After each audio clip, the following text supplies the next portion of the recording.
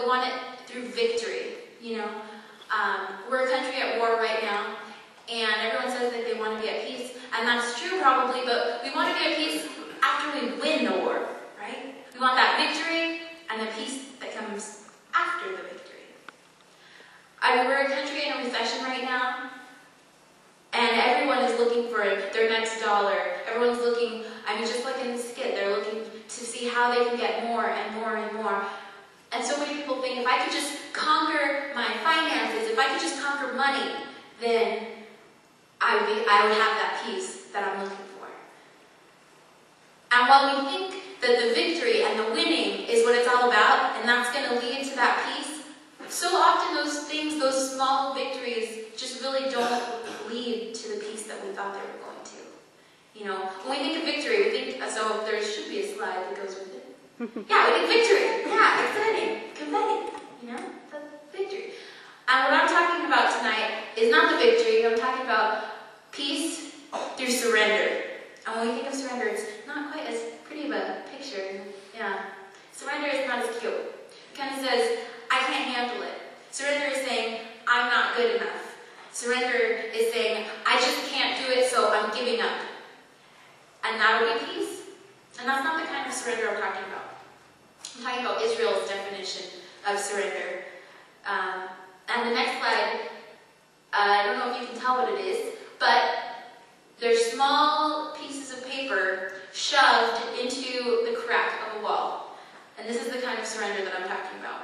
So my husband and I went to Israel this past November, and this is a part of the last retaining wall of the Temple of Jesus. And people travel from around the world every year, thousands and thousands, and they come here to this wall, write these prayers, and they shove them into this wall, and they're surrendering these prayers, and they're saying, I can't do it, but you can, God. So I'm going to come around the world so that I can put my prayer in this wall. And if you go to the next slide, you can see all these people at the bottom come and just surrender those prayers there. And that's the kind of surrender that I'm talking about. I'm not talking about, I can't do it. I'm talking about, I can, but God can do it better. So I'm going to surrender. And it's a hard thing because we want to win. And that's what my whole story is about. How I wanted that peace after the victory. But I was just so glad that I found it through surrender.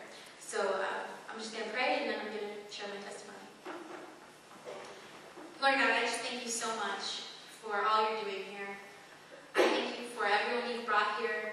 I thank you for giving me the opportunity to share this message, Father.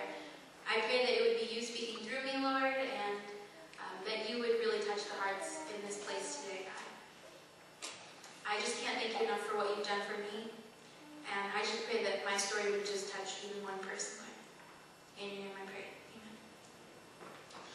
So, I guess my story kind of starts between ages 0 and 5, and unfortunately it's not a great story because there's no timeline. I can't say, you know, I was here and then here and then here.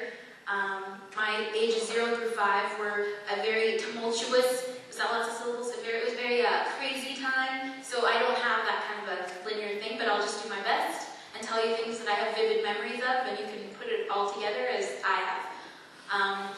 So I'm the oldest of 3 girls, and we were born to parents who loved us very much, but loved drugs more, because that's the nature of addiction, and that's how it goes.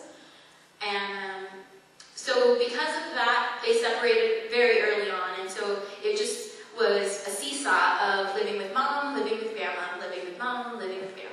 Living with mom, didn't work out, she'd go to jail, back with grandma. Try again with mom in a new school, new place, new everything, didn't work out again, back with grandma.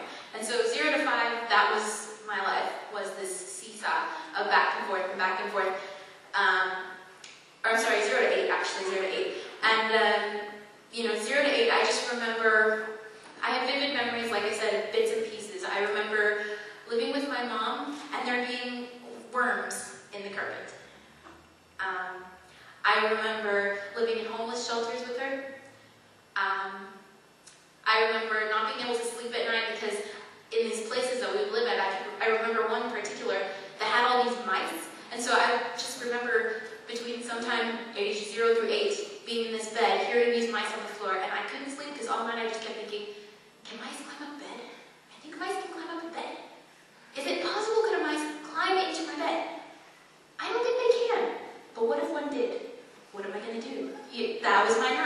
you know, and I just remember other little bits and pieces. I remember by the time I was 8 years old, I knew exactly which drugs my mom did. I knew what they looked like. I knew what they smelled like. I knew where we went to get them, and I knew they were bad. I knew by the time I was 8 years old that it was tearing our family apart. But what do you do when you're that young? So I did everything I could. I remember, I have a vivid memory of hiding my mom's lighter on many occasions. I remember, I remember going to 5 different schools by the time I was in 2nd grade. I remember going to 2 private schools, 2 public schools, and a home school by the time I was in 2nd grade. And then overall, I just remember not ever wanting to be at home with my mom. Like, I remember, it was one of my first sleepovers I went to with one of my school friends, and all the other kids, in the morning, they were so happy to see their parents. They went home, they were so excited, and they missed mom, missed dad. And I was the complete opposite. I wish the sleepover would never end. Why do I have to go home? And I remember the parents dropped me off at my house, and I just waited kind of for their car to leave and gave them a little wave. And as soon as they took off, I grabbed the mail, climbed the tree in our front yard, and just stayed there. Read the mail over and over and over again. Probably couldn't read very well, but whatever. And so just in the tree, because I knew I was safe in the tree, and I didn't have to worry about what my mom was doing, who she was going to be at that moment. So I just stayed there until it got very, very late. And that was just kind of the story of my life. 0 through 8 was just that kind of seesaw and crazy time, you know. And then at age 8, finally, by the grace of God, everything kind of stopped. We lived permanently with my grandma, and it was a good time. And I feel like that's where my timeline really began. Then I remember going to this school and having this teacher and then this teacher. And I remember gifts I got for Christmas and vacations we took. And that's when I started going to church. And my grandma was really great about that. And had us all, my whole family, all just going to church every Sunday. And so between ages 8 and 10, I started theater. I started acting. I was cast as Dorothy in The Wizard of Oz. It was a great time. I was super excited. And so then the week before opening night, my grandma sat us down, me and my sisters, and told us that this crazy life that our mom had led had finally caught up to her, and she had passed away. She had been killed. We don't know all the messy details, but that's just the truth of it. And and it was sad, and it was terrible, but the show must go on. And so I was Dorothy the 3 days later or whatever, and you press on and you do what you gotta do. So then between ages 10 and 14, my dad started coming around more.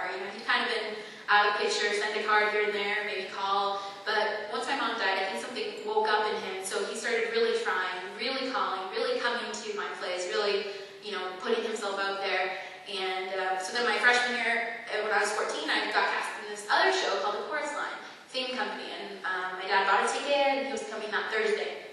And so it's, the week of, my grandma sits us down again, me and my sisters, and says, my dad was in the wrong neighborhood, wrong place, wrong time, and there was a shooting, and he didn't make it. And it was a hard time, again, sad, upset, knew my life was going to be different forever, but the show must go on, right? So, and it did, and I performed that night, and I did what I was supposed